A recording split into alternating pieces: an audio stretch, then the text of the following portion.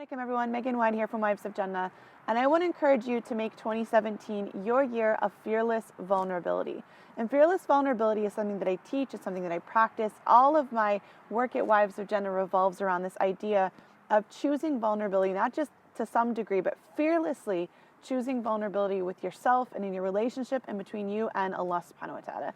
We think about vulnerability often as a weakness. We're afraid that if we're vulnerable, whether it's if we show our feelings, if we touch our own feelings, if we acknowledge our feelings, somehow we're going to get more hurt, somehow we're going to have more pain, somehow people are going to take advantage of us.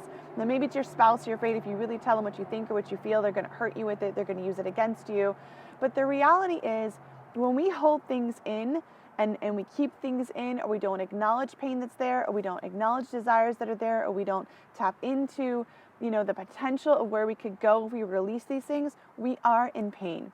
So if you're thinking of, your relationship and you kind of were able to look at a scale of 1 to 10, how much passion do you have? How much love and feelings of love do you feel that you have? How much, friendship do you have? What kind of joy do you have? What's your level of communication? I'm going to tell you that the thread that connects all of these things together is going to be vulnerability. It's going to come back to how vulnerable are you? And of course, yes, also how vulnerable is your spouse? How vulnerable are you with yourself, with your creator, and with your significant other?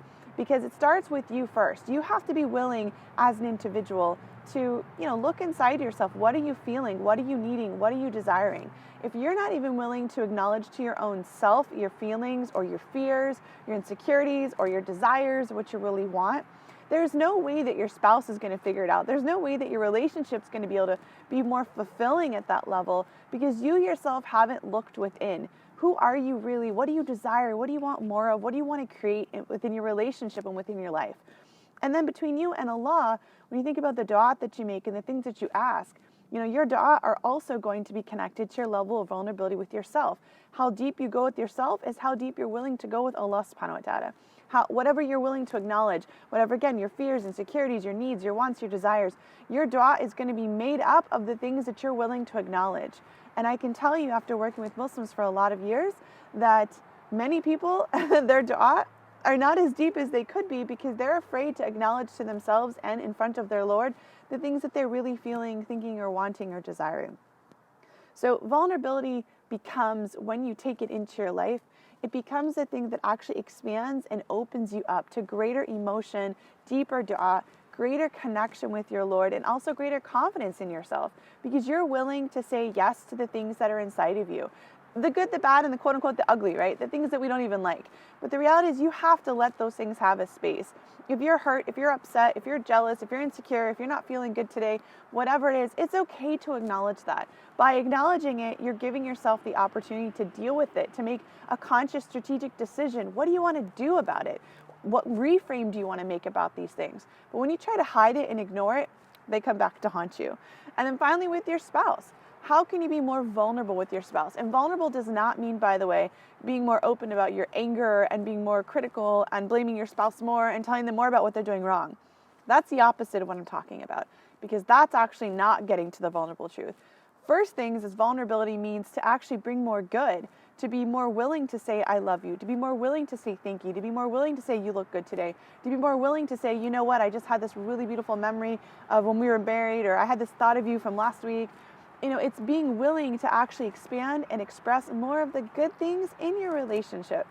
And then when you get to the not so good stuff, right? The stuff that's hurting, the agitations, the arguments, the fights, vulnerability means to learn how to go beyond the ego, get back into your heart and talk about what's really going on. Now, if this is something where you're going, but how do we do that? I have training programs for that. So you can totally hit up my website and learn more about that. And, wivesofjannah.com/programs. You can message me about that.